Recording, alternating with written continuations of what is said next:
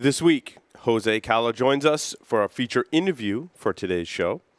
In our Stogie segment this week, we're going to talk about what would you do if you had $250 to spend at a cigar store. And the Stogies of the week, we're going to talk about some pretty much old favorites, I think, is the theme for this week. I think there's a couple new ones thrown in there, but many of them are old favorites. I've been talking with the guys before the show. Many of them are ones that I really like to smoke. So we'll do the Stogies of the Week segment, which is always popular as well. All that and more on this episode of the Stogie Geeks Show.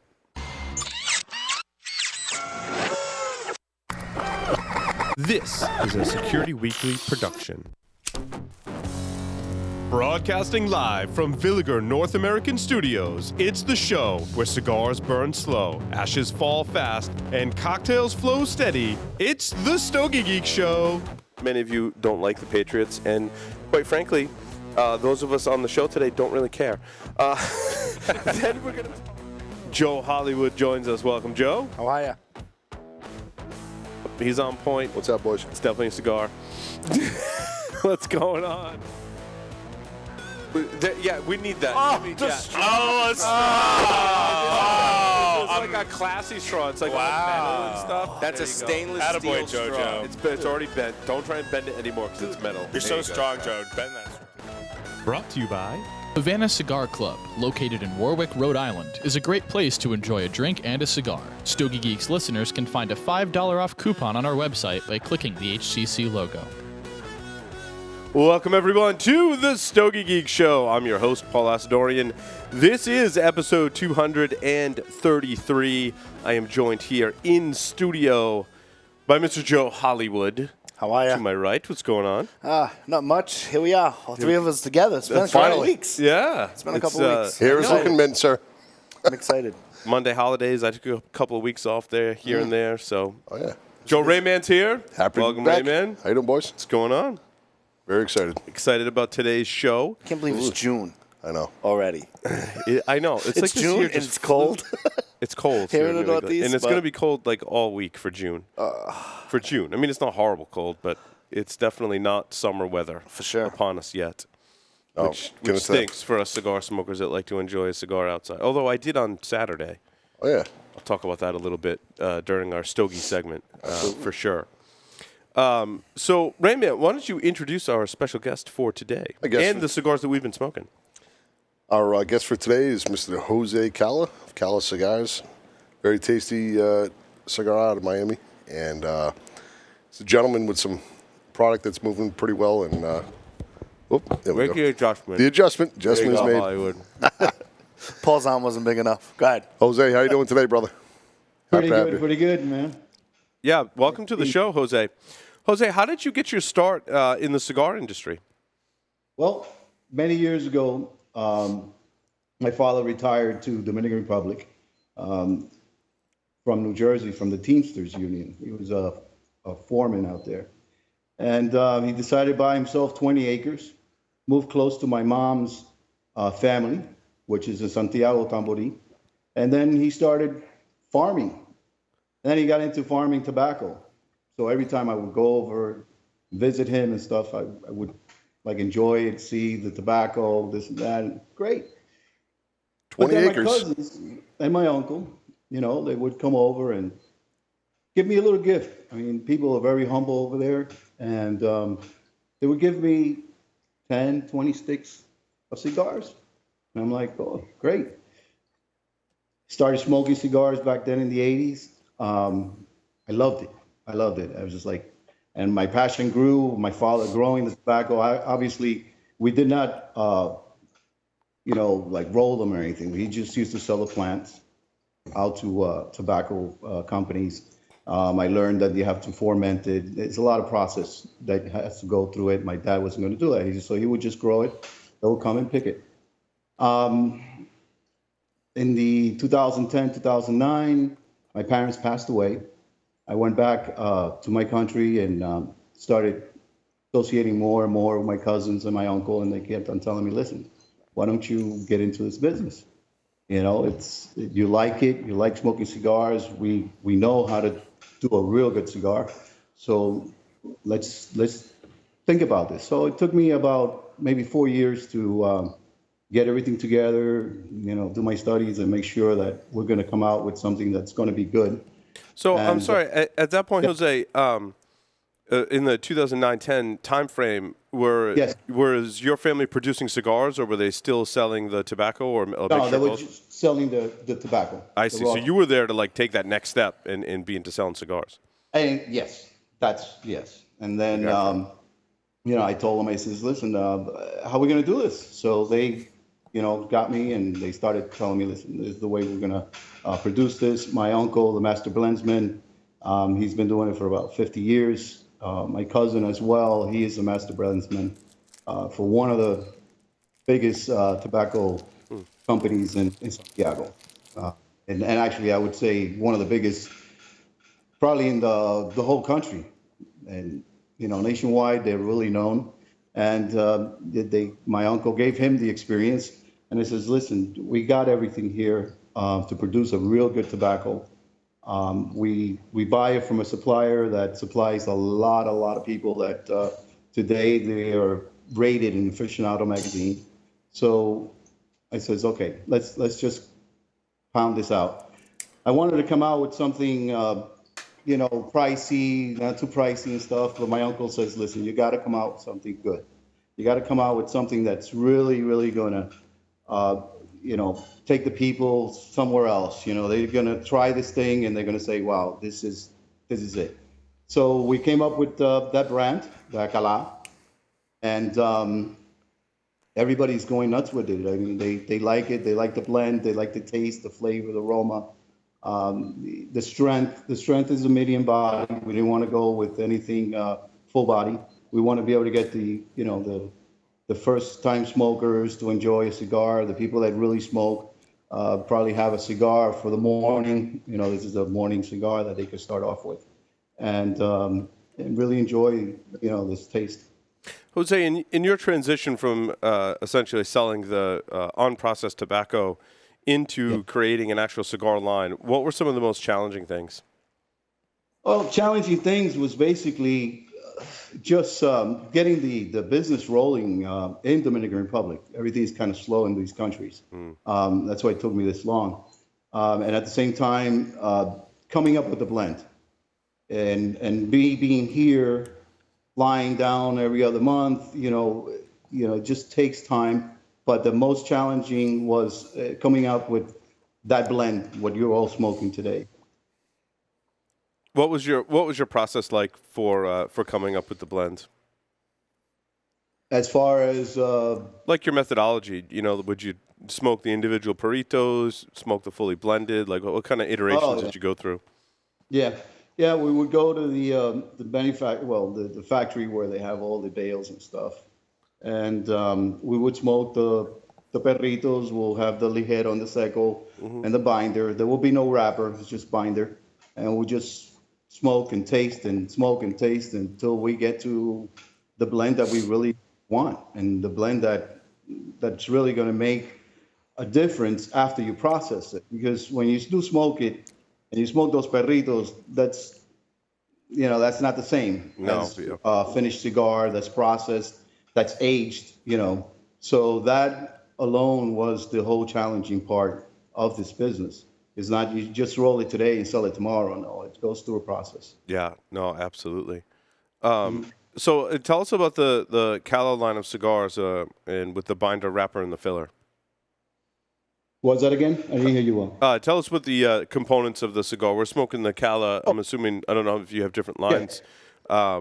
What's the binder, wrapper, and filler components made of? Yeah, the binder is a double F. Okay. The wrapper is a Habano 98, and then you have the ligero and the seco, seco cubano and ligero cubano as well. And these fillers, they're aged at least 2 to 3 years. Okay, and that cigar you're smoking there, we started rolling those cigars back in 2014. So between the aging of us buying the cigar and getting it to the market, that cigar is about easy 4 years old. We're smoking all 3 different sizes too. I'm on Yeah. the Robusto, which is my personal favorite. I'm on the double Corona. I've got the Torpedo, I believe, Paul. Well, no, this looked like a Toros to me. It was not. I have the Torpedo right here, actually. Churchill, 7x49. Right, there's a Churchill, the long one. No, I think that's got to be the Churchill. Four That's gonna different be sizes. The Robusto. So maybe Yeah. I'm smoking the same size as Hollywood. Yeah, you're doing the double Corona. Double the Corona, Toro. yeah. Okay. Yeah, everybody has different names for that size. Yeah, no, they are. Yeah, I'm similar picking up in a size. very strong grassy note. I was going to on say this. I got an herbal Yeah. note in the beginning. Now, what's interesting is there were some spirits here on my desk, which one of the things I love. That's yours. Yeah, That's one of the yours. things I love That's about my mine. job is random bourbon and stuff shows up. So I put a little of that in my coffee. I tell you what, There you go. Jose, this pairs like it out. this is dangerous. This is why it's dangerous because like the bourbon and the coffee with the cigar is a perfect pairing. Yes. The pairing's not my forte. That's you guys all day, but I thought Oh, this I one love for it. sure. Yeah. Are you picking up the grassy? Like grassy notes? For, Or? for me, it's that natural tobacco sweetness that's at the forefront, and man, Jose's passion for the brand definitely comes out in his story, man. I love it.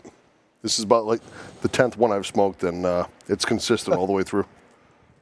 Yes, and the good thing about the cigar is you can smoke 1 or 2 back to back. You're fine. Your tongue is not going to burn. You're not going to have this nasty taste of tobacco. It's a real enjoyable cigar, and that's what we emphasize. And our passion is to always come out with the same consistency, the taste, make sure the aroma is there, and just focus on making a good cigar. What's the time frame too? I've smoked in the morning, and it's just light enough and flavorful in the morning Yeah. to get you going. Or you want to indulge at night and just relax, set it down. Yeah, I like that. Now, see, I'm in the camp where I like a little bit of that herbal kind of hay flavor, but it's very nicely balanced, Jose. I think sometimes certain components, overwhelm. Right. But notable lack of spice and pepper, which is nice. It makes for a great morning Right. smoke. Yep. And to be so versatile to pair with a spirit, that's one of the components I look for in a cigar for sure. Oh yeah, yeah, and I found that cigar with that blend, you could actually have wine. It's great. I mean, I've smoked other brands, growing up and back in the '80s when I started smoking, and I found that sometimes I'm drinking my scotch, I take a puff of smoke, drink scotch, and then it changes the taste of the scotch. Yes. Or the scotch, when you take a smoke or puff, it changes the taste of the cigar. And this tastes very consistent. It doesn't ruin your drink. That's what I would call a cigar that, changes the taste of your drink. It actually ruins it. I love scotch. Scotch and cigars, that's me. No, I completely agree. Here in the U.S., I'm not sure about other countries as well. I know Scotch prices have gone up significantly. Yep. So a lot of people switch to bourbon, and bourbon seems to be all the craze today. In my opinion, though, I drank a lot of Scotch, a lot of bourbon over the years, and For the show can't prep. but you just can't. The experience that you get from Scotch is just so unique. You can't replace one with the other. Sure, bourbon's a fraction of the price, and even the high-end bourbons are really good. They don't replace, like, I still have to have a couple of bottles of Scotch on hand. It doesn't replace that at all. But to speak to the versatility, that's important because that's a lot of times what drives a box purchase, which I think is, as a manufacturer, what you want is people buying boxes Yes. and not singles. And having that versatility, hey, I can smoke this one in the morning. I can pair this with a lot of different things, and it's still a fantastic smoke. Good point, That's a home run. That's a good selling point for you, Jose, that I will endorse is the versatility of the cigar. Yes. How did you Oh, come up? Is there any significance in the name Calá? It's my last name. Oh, okay. Yeah. I said that in the beginning. No, I know. All right. Oh, no, it's all right. How much bourbon have you had? I don't know. Well, no, I'm looking at the label, and you got the Calá, and you got the C, and Yes. then is that a little hibiscus flower there? Is that what that's supposed to be? Oh no, that's supposed to be a ruby. Okay. That the month that I was born in July, so I figured I'd put a little ruby in there. Actually, it's birthstone. I got it. Yeah, my birthstone. Yeah, Yeah. I got it. Yeah, that's awesome. See, now we know the significance of the label. It's good for marketing purposes. Yes, it is. You have Joe Forte. one blend so far, sir? Yes, I have one blend. Okay. So far, that's out in the market. I'm doing the other blend because I says to myself, well, I got to do something else to introduce the company to people. If my company name, it's spelled OOH. So OOH is oo, and then MO is mo. So you put it together, it's Umo. So it's Umo Smoked Cigars. That's the name of my company, Umo Cigars. So I came up with this other, it's a 54-inch. We're just gonna do 54 and 60 gauge, Maduro and Habano only, Robusto and the 6-inch. So we came up with this Umo, which it's done. We're aging it. It hopefully will be out next year. I'll send you guys a couple of samples you can try. Awesome, thank you. But what I wanted was, and I told my uncle, I says, listen, I want something a little bit stronger, but when you take that puff, I want a lot of smoke, and I don't want people like really sucking on that cigar to get that puff out there. Nice and smooth, let it draw out really nice, even better than the Calá, and that's already done. It's just aging. We're aging it. It's about maybe we started last summer with that blend. So yeah, we're gonna have Umo cigar coming out as well. Jose, you said something that's very near and dear to my heart, and that's the amount of smoke that you get. And you don't often hear a lot of cigar blenders and manufacturers talking about the amount of smoke. How do you construct the cigar to get the optimum amount of smoke? Because obviously there's like a range, and that differs per smoker, right? But there's too much smoke, it burns hot, and if there's not enough, it ruins the experience. So how do you get that balance? The only way of getting that balance and listening to my uncle, which is the master of this whole company, is it's all in the puñadero. Puñadero is the guy that grabs a cigar in his hand and puts it all together and then puts that binder in. So it all depends how tight he tightens his fist or how loose it is, and it's just a skill of my other cousin, which is Carlos. They're all in my brochure. Carlos also, that's all he did since he was very young, and he would just blend. My uncle would tell him, okay, this is what we're going to blend. Boom, boom, put the stacks there. He would put it in his hands.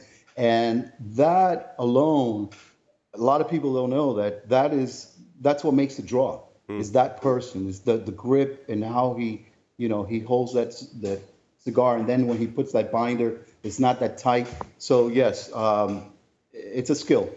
No, I like that answer a lot because a lot of times we end up talking about leaf placement, the combustion rates of different kinds of leaves, the draw machine.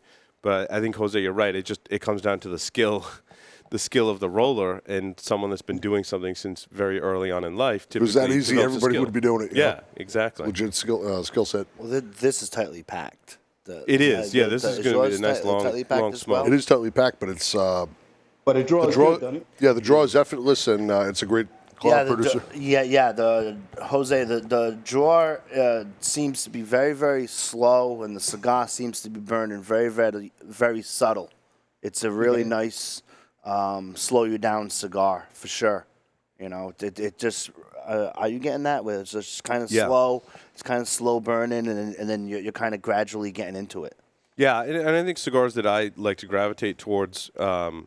Are that it's a tighter pack, so it's a slower smoke, but the draw is spot on every time. Right. And when you light that up, that I'm gonna have to take my time and enjoy this one. Right. Ones that aren't as tightly packed, you're like, yeah, I know I'm gonna smoke it a little faster. Right. But I think I like to slow down and enjoy it. I mean, that's how cigars are meant to be enjoyed. Absolutely. We live a fast-paced life. It's nice to have a cigar slow you down. That could be a segment in itself in the future. We all temper ourselves sometimes to the cigar and how it speaks to you. Change it up. Yeah, it's talking to me. I'm not going to light this up like in my car doing errands. Like it's not that kind of cigar. There's nothing wrong with the kind of cigars that you light up because it's a purpose-driven kind of thing, right? Mm-hmm. Yep. Joe, you have more questions for Jose. Jose, if you could just touch on the Yeah. triple cap and the sweetness that you tried to parlay into that. Yeah, so the triple cap is obviously the way we roll all our cigars. And the sweetness is it's the glue. You know, it has a little taste. A lot of people don't really taste that sweetness on it. They've told me, but the glue has a little sweetness to it. And that's where, we didn't want to make it too sweet because the glue, you could add sweeteners to it. And it'll stay in your palate, in your mouth, and then you get that smoke. You get all these other little flavors with the sweetness, and it really helps out the cigar a lot. No, it's very subtle. I noticed there are some from the Dominican that have that like super sweet cap, and it's an experience. You know, I encourage everyone to try it, but I like it when it's more subtle. I picked it up on the dry draw, not so much through the smoking process, just initially. Yeah. I tell you, I was talking to a lot of other people, and then I says to my uncle once, I says, listen, they're telling me to do a real strong cigar, you just add more ligero. And he says, no, it doesn't work that way. It's all a balance. You know, it's all a balance. It's not the ligero. It's what region we're buying it from, the seco, and it's not like these people just tell you, oh, add more ligero and you're going to have a real strong, full body cigar. And that alone and those teachings that he's given me alone makes me think, and I'm like, gosh, this is an art that you have to have a lot of passion with. You just don't, slap a piece of bread, a little ham and cheese. It's funny because Jorge from Tobacconist University and I were talking about that when he came on the show. And he said, people say like, well, I like Ligero in my cigars. And he's like, it's different from whichever country you're getting the Ligero from. And then he's like, and it's even different which region. Like Jose's alluding to, like Ligero from one country is going to be different. But then it's different per region and per farm within that country. And those are all just some of the different elements that you have to blend with. So gives you appreciation for cigars for sure. Yeah, it's kicking in nicely now. It is, yeah. It's amping up a little bit in strength. It's kicking in nicely. I'm beyond the grass component now. I'm trying to figure out the next one that I can start and draw. It's making a definite transition. Yep, I agree. Yep. So it gets smaller, it gets better. Good answer, sir. I was trying to tell my wife that. She doesn't buy Another it. question, Joe? Jose, I'm just curious what, as far as the states go, where are you targeting most of your audience next? Well, Maryland. We're Maryland, Washington. We want to do a little bit more in Jersey. Obviously, Rhode Island, where you guys are at. I find that you have a lot more smokers up north that would tend and gravitate to trying something different. There you go. Yeah. A little more progressive thing. Yeah, I agree with that from a marketing perspective. You definitely have a target audience here in the Northeast where they always like to try something new. Yes, for sure, and especially if the word gets around and the buzz gets around, then it creates a lot of demand for the product. So that's what we want. I think you got a good thing going here. Yeah, I'm actually on my website, calacigar.com. I'm gonna add a coupon to it, and it's gonna be Stogie Geeks, and then they could get 20% off. Nice, very nice, awesome, excellent. Awesome, thank you. I want your viewers, I want your people to, try this new blend, and understand that, even though we're new, we're a new company, we've been around 4 years, but the experience has been more than 50 years of experience between my uncle and my cousins working with me and helping me out. My uncle, he's worked not all over the place. He's worked probably maybe like 3 or 4 factories themselves, and the master blendsman. Back in the 80s, I think 80s, early 90s, that's when he was the master blendsman for Arturo Fuentes. Yeah, my cousin, and I told Joseph, look him up on Facebook, he is the master blendsman for Arturo Fuentes. which is Ariel. He doesn't work for me, but he is one of the, he is the master guy there. Wow, that's awesome. Yeah. Yeah. I was just going to ask about FDA, Jose, and how that's impacted, Yes. your business planning and maybe some speculation about what comes next. What was that again on the FDA? How it's impacted your business planning, and I think more so what your family also thinks about FDA, having been in the industry for 50 years. Oh, yeah. Well, the way I'm looking at it, and between my attorney and things that we're doing, is basically, one, you have to do your compliance. I'm pretty sure if everybody does their compliance, they'll be fine.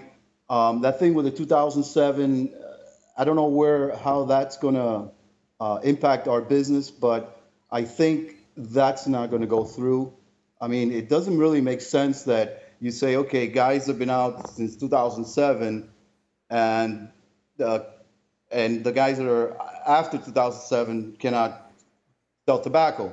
Well, if your interest is because of the tobacco itself, that you want to regulate it, it causes cancer, you want to do all this other stuff that, basically you want to alert the consumer. Well, what does 2007 have to do with that? That's a good point. There's nobody selling a cigar that's been aged since 2007. I mean, everybody's, these cigars that you're smoking now, the crop or, your filler and all that, your binder, it's not back from 2007. Right. No, absolutely. Yeah. So is it where other manufacturers have pretty much told me it's kind of a wait and see game for new lines coming out? Is that you're in the same kind of holding pattern with distribution here in the U.S.? Right. Yeah, well, no, I'm good. My distribution's fine. I'm not having problems with that. It's just like sometimes it'll take a little bit longer in customs and stuff because of regulations. And you know what? I'm all for regulations. You got to regulate businesses because if not, it just gets out of hand. I've been a banker for like 30 years, and I always been regulated. So you do as you're told, and you do what you got to do, and you're fine. So that's the way I would see maybe the government trying to regulate this. Well, let's regulate it and let everybody have their chance in selling their cigars. Yeah, no, it's a very perceptive view, and not too many cigar manufacturers have that take on it because Very honest take. we look at, but I think a lot of people in cigars, they're being regulated for the first time, are like all regulations, regulation is bad, but when you look at it from other industries, not all regulation is bad per se. It's devil's in the details, and it has certain impacts. Some of those might be negative, and it all just depends on how it plays out. Certainly having a whole other show in computer security, we have very similar but very different views on regulation depending on who you talk to, and you can't just look at all regulation as bad. I think this particular case where the FDA is trying to put regulations on cigars, so many of the decisions don't make sense that I don't blame anyone in cigars for being upset about regulation, because the way it's being implemented today is not the way I've seen it in other industries, and certainly so many things, as Jose pointed out, just don't make sense.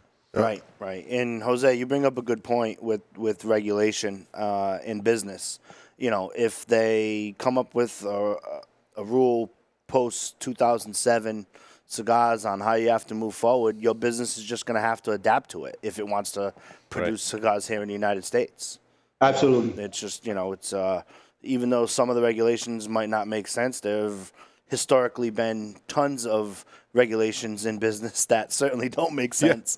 However, I really like your approach, and you answered one of my questions. What did you do before cigars? You were a banker, which that is a heavily regulated industry. Oh, yeah. So as far as you, it sounds like it's just business moving forward, and whatever they throw at you, your factory and your business model is just going to have to adapt and keep moving. Yep. And have a good attorney behind you. Sure. That helps. Sure.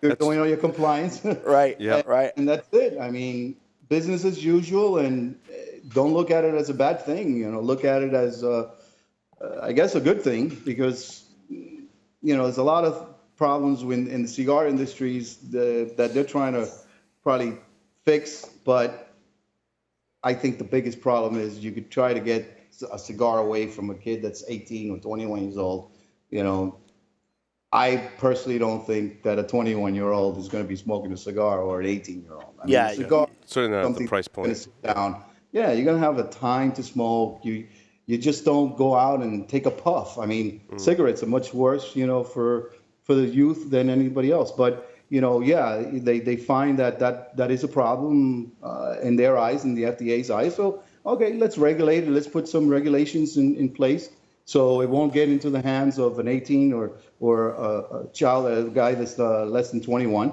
And you know, let's just move forward because that, to me, I think that would be the biggest concern. Yeah, so your take on business down in Miami, there's a lot of buzz about how the FDA could potentially ruin the whole industry down there. Yeah. And you seem to be in the minority, especially, I mean, all you got to do is go on Google and Google the Miami cigar industry, and you'll see article after article on how the FDA is going to destroy it. And here you are taking a stance saying, well, I think that, you know, we'll just have to adapt to a different business model. Whatever they throw at you. Jose, I want to change gears, and you said it was your cousin that worked for Arturo Fuente, which means you must have access to some Arturo Fuente cigars. Which ones are your favorite? No. Actually, I tell you a funny thing. I was in a cigar shop smoking a cigar, and this guy that was with me had said that my cousin did work for Arturo Fuentes. He was a blendsman. So the guy says, "Can you give me a box?" I go, "No." No. It doesn't work that way. I mean, you know, if I get one cigar, I mean, from my cousin, it's a lot. I mean, he would turn me on to maybe a new blend and say, "Look, I try this thing," you know, and I'll try it. Actually, I did go to visit the factory back, I think it was 2010 or something like that. When Samuel was there, the other manager that's in charge of all the I think office stuff. So we went there and I met him. We smoked a cigar. He turned me on to the what a cigar. I mean, it's out of hand. The Opus S Jubilee, the one that was supposed to be the 100th year. Excellent cigar. The 100th year. I haven't heard of the 100th. They had their 20th anniversary of Opus X one. Yeah, it's the Jubilee. Yeah, but that came out a while ago. Yeah, they're around. Very good cigar. To me, you know, they tell me what cigar do you like? Obviously mine, because I do it myself. But I mean, before that, the only thing I would smoke would be Arturo Fuentes. I mean, that's the first cigar that I got turned on to. And then from there, I would, you know, come back to the States, and that's all I would buy. Don Carlos, very good cigar too. Yes. Yeah, that's probably one of my favorites from their line. The Opus, they're a little too expensive for me, so I won't touch that. But you know, they have a lot of good blends. I guess thanks to, you know, the people that work there at that plant. I mean, they got excellent people there. I mean, it's like a city. It's beautiful. Yeah. No, that's really cool. Yeah. Are you doing any events here in the States coming up? Hopefully, maybe in Rhode Island. No, nice. There you go. Yeah. That's good. We get to meet face to face. Yes, That'd be fun. Definitely. I would like to meet you guys in person. I'm thinking of doing a trip sometime in July. Okay. Yeah. It's awesome. Yeah, my uncle is actually in Jersey. He comes in the summers. He leaves in the winter. He does all the blends for Cortez Cigars out in New Jersey. Mm-hmm. So when I go out there, I visit him, and then we do some shows on his time off. You also worked with LFD in the past? Who? Your uncle also worked with LFD? Yeah, La Flor Dominicana. Yep. Yeah, La Flor Dominicana, he was the master blendsman for them as well. And then he got his visa to come to the States. And then, you know, obviously he couldn't work no more over there. He was traveling back and forth. Yeah, he's worked for a lot of big companies. Also, Eladio Diaz,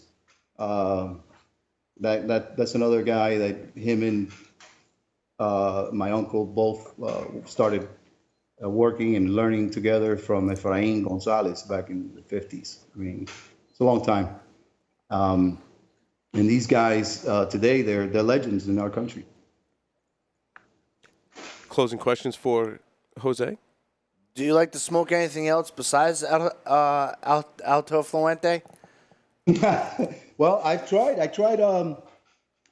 the Perdomo.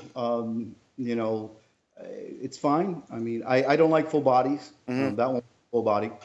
Full body to me is like, I don't know. I just don't like all that taste in my mouth of tobacco. My father's cigar, I tried those. Not bad. Yeah, I've tried several. Yep. Every time I'll go into a shop, I obviously I don't take my cigars. I'll buy cigars from them. But if I really want to have a great time, I'll take an Arturo and just sit down and relax with it. Yeah, Nice. Very it's a nice. good choice. Yeah. Well, Jose, thank you very much for appearing on the Stogie Geek Show. It was wonderful talking with you. Looking forward to your visit up here. As Jose said, CalACigars.com. And Stogie Geeks listeners using the code Stogie Geeks get 20% off.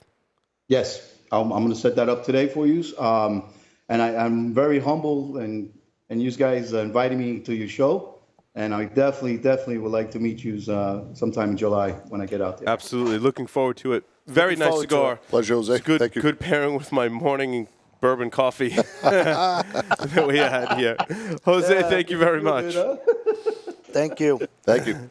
With that, we're going to take a short break, come back, and do our Stogie Geeks segment. If you had $250 to spend, what would you spend it on? All that and more. Stay tuned.